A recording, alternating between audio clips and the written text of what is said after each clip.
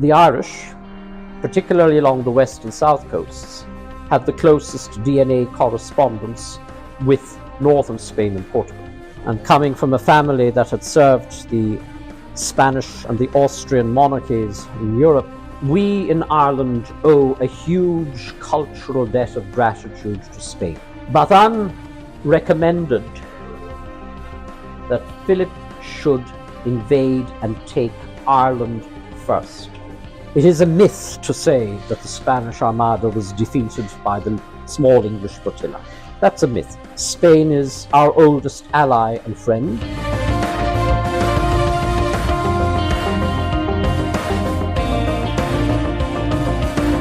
La historia de España e Irlanda es una historia de amistad.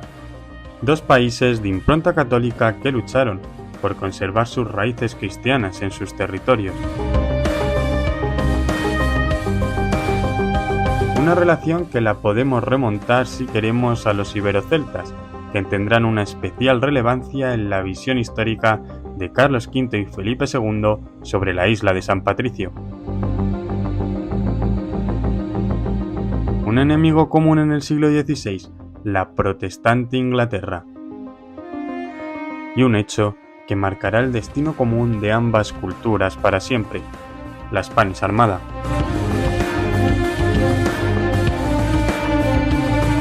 ¿Planearon España e Irlanda invadir Inglaterra? Hoy conoceremos estas relaciones históricas de la mano del historiador de la Universidad de Dublín, Declan Downey.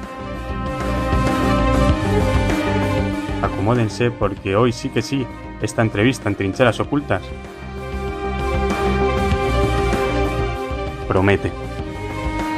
We have to remember that it was the Spanish Habsburg monarchy that provided the facilities for Irish culture and literature and identity to survive. Bienvenidos un día más a Trincheras Ocultas, bienvenidos a un nuevo programa que me hace muchísima ilusión presentar porque me encuentro en Irlanda, me encuentro en Dublín porque vamos a hablar de la Spanish Armada hoy con un auténtico experto, un historiador irlandés que nos va a dar su visión desde aquí de lo que ocurrió en ese siglo XVI con la Spanish Armada. También nos va a hablar de las relaciones históricas entre España e Irlanda y vuelvo a repetir, para mí es un auténtico privilegio poder hablar de este periodo gracias a Declan Downey. Y voy a decir una cosa antes de presentarle, la introducción está siendo en español, pero la entrevista va a ser en inglés y voy a añadir los subtítulos para que todos ustedes puedan entenderlo.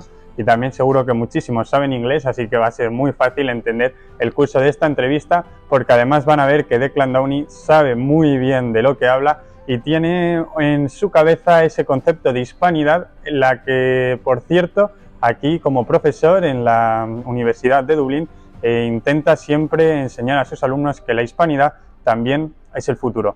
Así que muchísimas gracias y voy a presentar ya, voy a cambiar al inglés a nuestro invitado de hoy. Thanks a lot, Declan Downey, for being here today with us in Trincheras Ocultas. For me, it's a real pleasure. Thank you. It's a pleasure for me too. I would like to ask you as the first question, when was the first time that you heard about the Spanish Armada?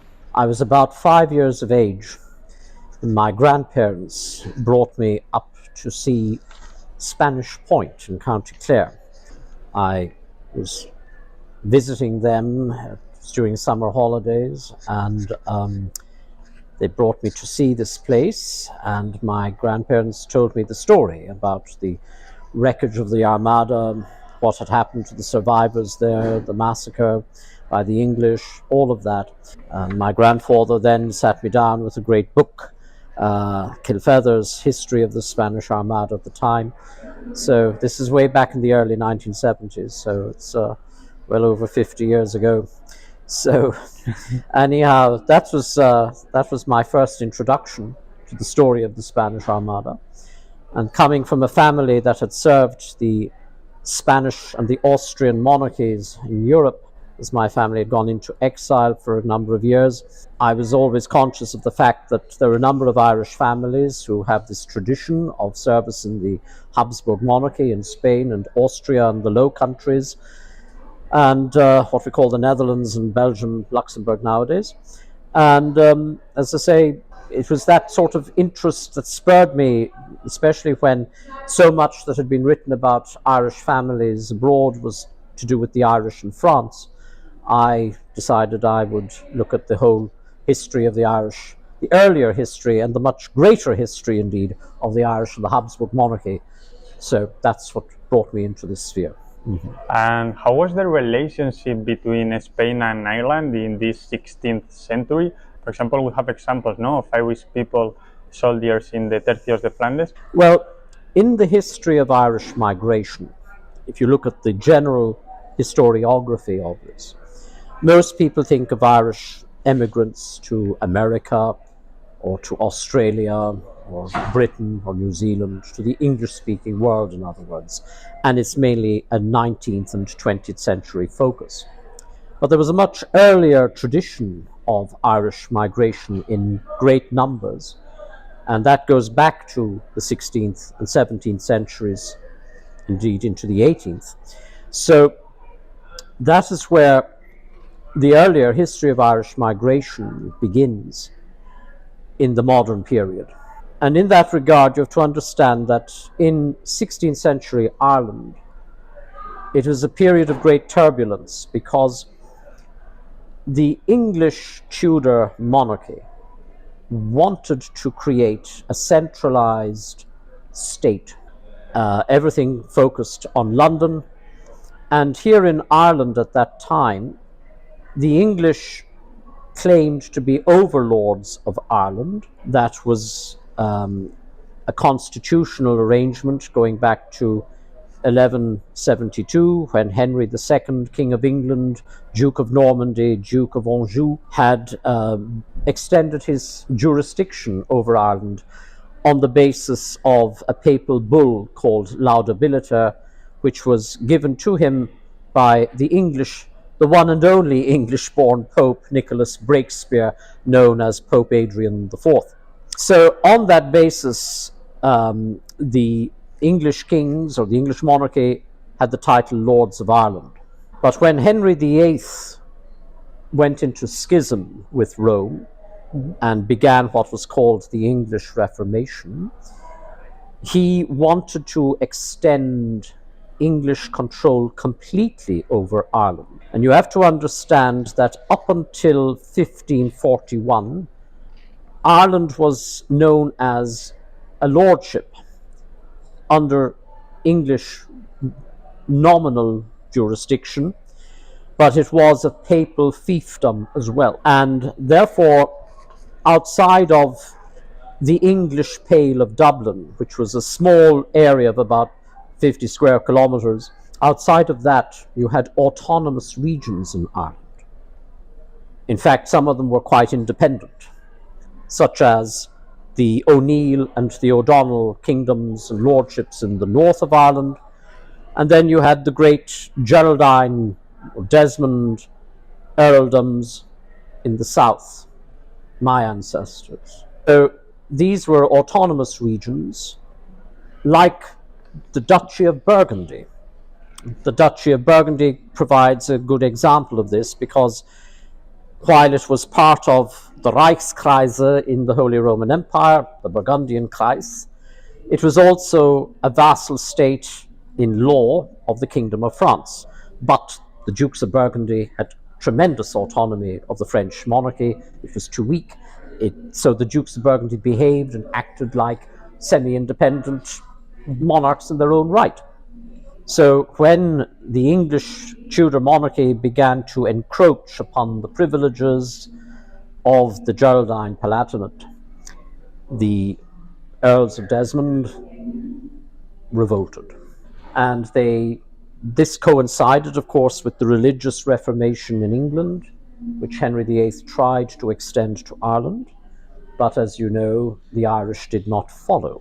Yes. So religion became bound up with the politics, but there was also trade. And this is an aspect that has often been missed.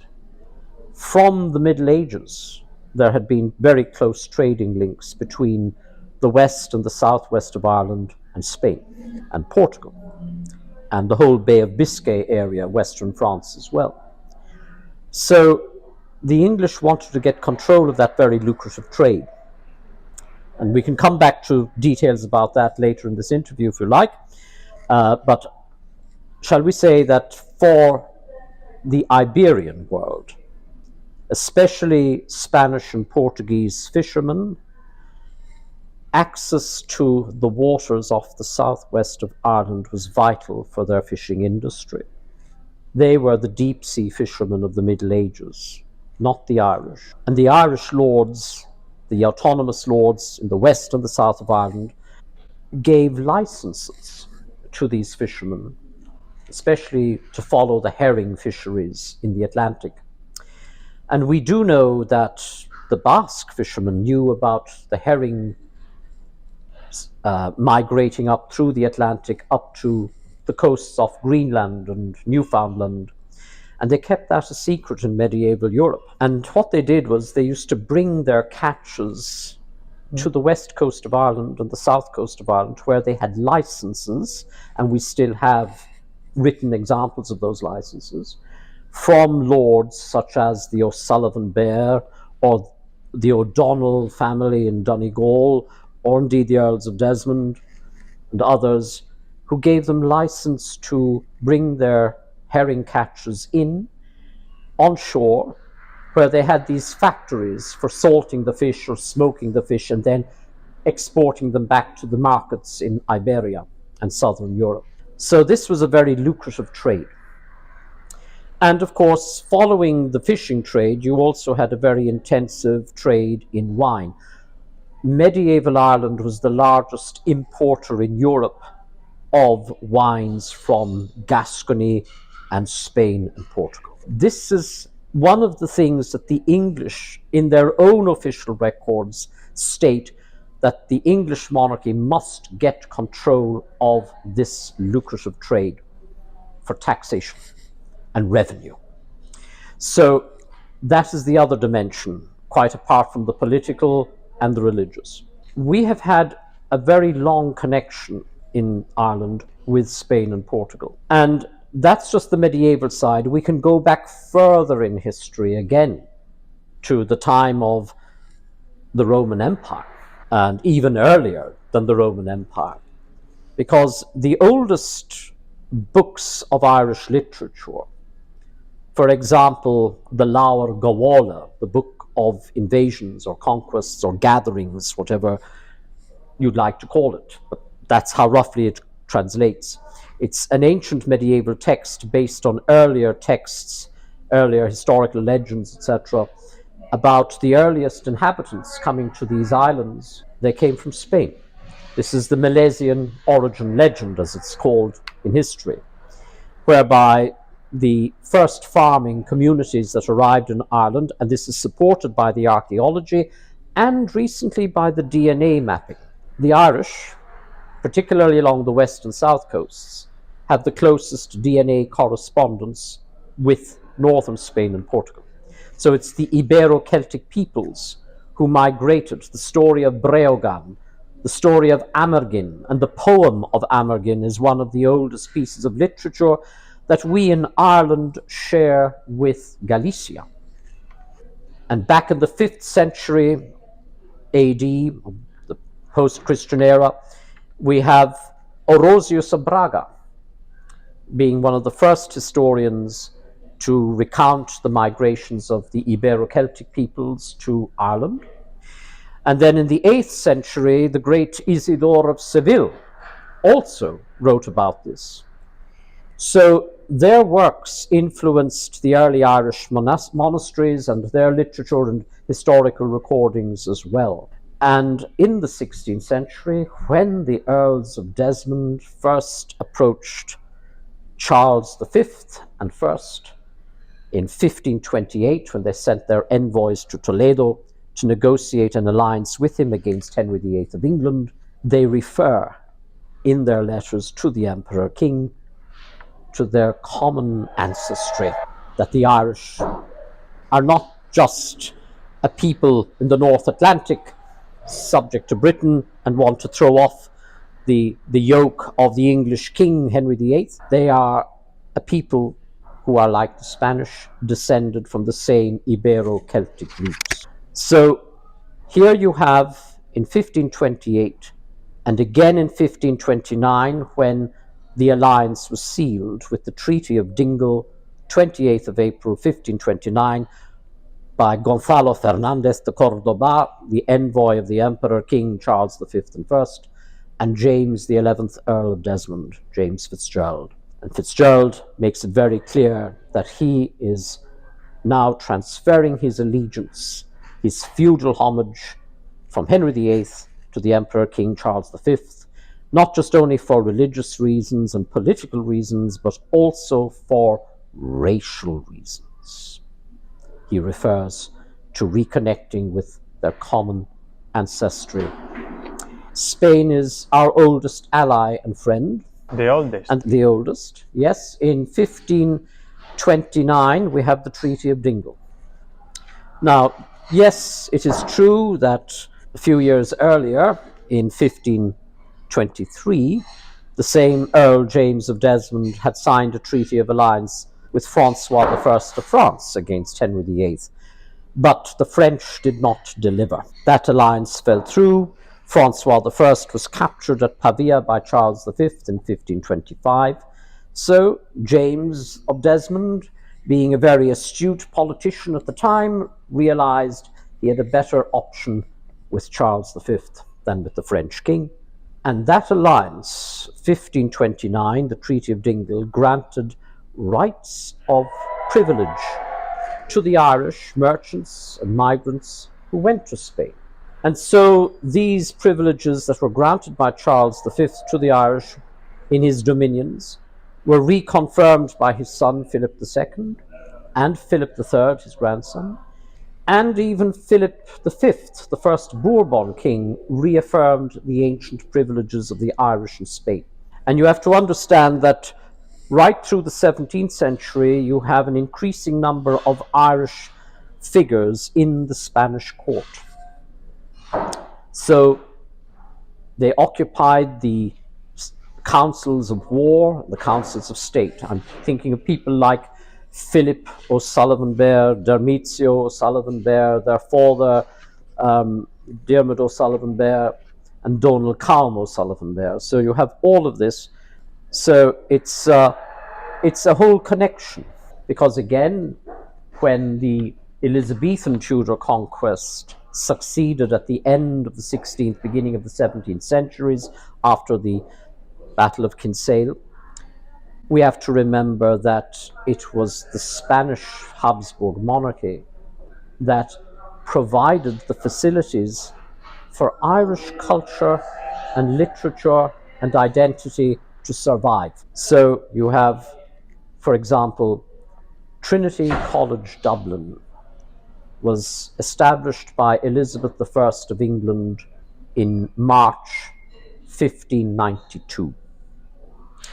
And its express purpose in its charter, its foundation charter, was to Anglicize Ireland and to spread the Protestant religion. And that is in March of 1592. Philip II countered that cultural warfare, if you like, by establishing the first Royal Irish College in Salamanca in August 1592, just a few months later. Now, there had been Irish hostels for students attending Valladolid and Salamanca and Alcalá before that, but now you have a formal establishment of a college under royal patronage and protection of the Spanish crown, established in Salamanca, the foremost university in Spain at that time, by Philip II. Because Philip II, he knew that Ireland was Catholic? It was to help the Irish preserve not just only their Catholic faith, but also their cultural identity.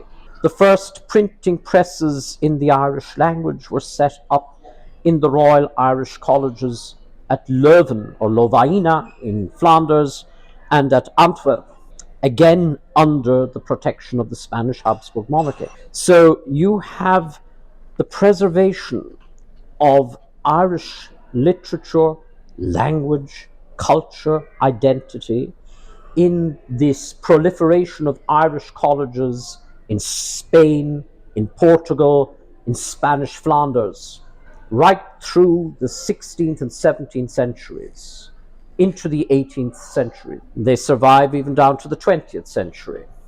So Spain was crucial. It was crucial to understand Ireland. No. Exactly. We in Ireland owe a huge cultural debt of gratitude to Spain.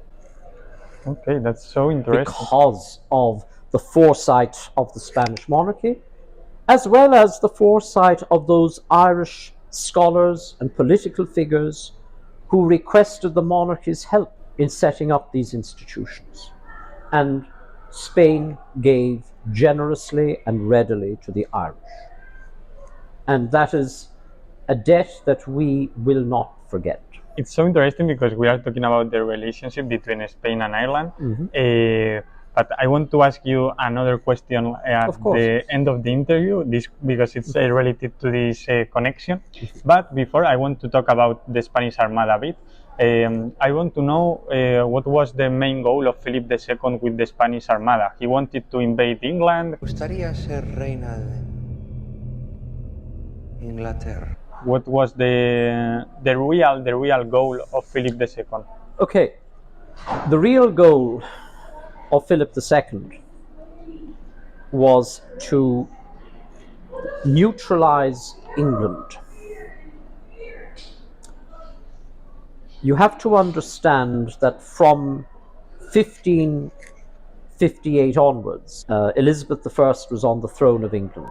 She was Philip's sister-in-law.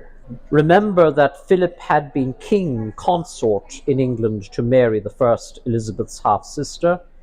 He had also been King of Ireland. When Elizabeth came to the throne in England, Philip had protected her in the hope that she would moderate her position in terms of Protestantism, that she would reconcile with the Catholic faith. She led him to believe she would.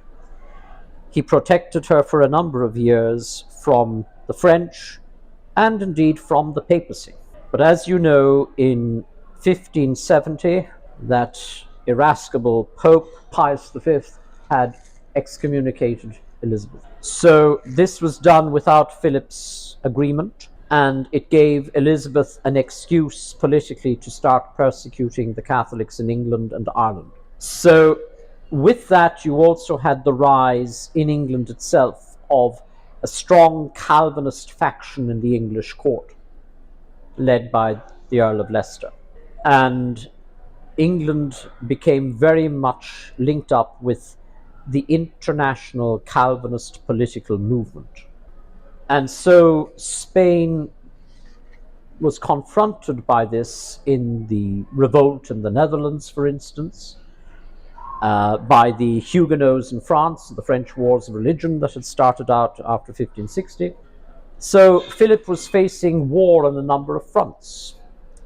And counter-reformed Catholicism was also facing war on a number of fronts from international Calvinism.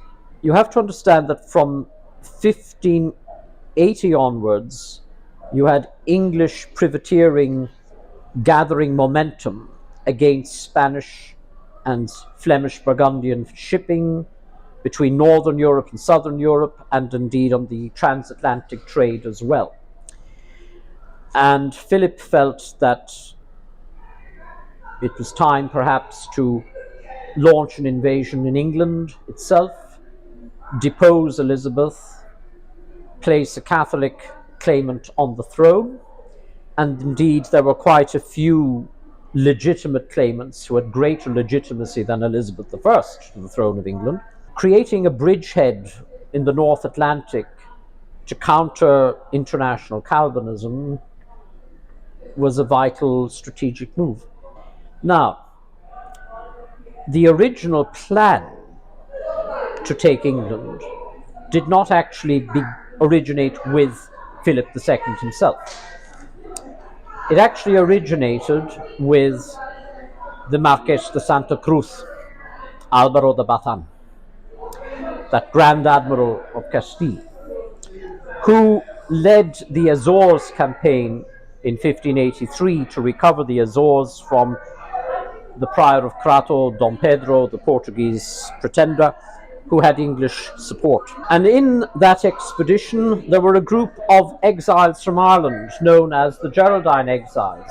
These had been from Desmond in the southwest. These had been a group of people who had gone into exile after the defeat of the Second Desmond War in 1583. So what you had was the migration of Irish military figures into the Spanish services from this time in greater numbers. And there was a group of Geraldine exiles, mariners, soldiers, navigational pilots, who worked with Álvaro de Bazán in his conquest of the Azores. And through his conversations with them and getting a sense of what the situation was like in Ireland, he drew up a plan. So the first plan for an invasion of England, or an enterprise of England, if you like, was put forward by Santa Cruz to Philip II and the Royal Council in 1583, after the Azores expedition. Bazán recommended that Philip should invade and take Ireland first.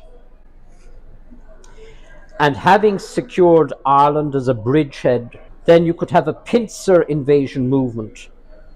Spanish and Irish forces together from the west, and Spanish Burgundian forces from the southeast in Flanders, a pincer invasion from the west and the southeast onto England itself. That was the original plan.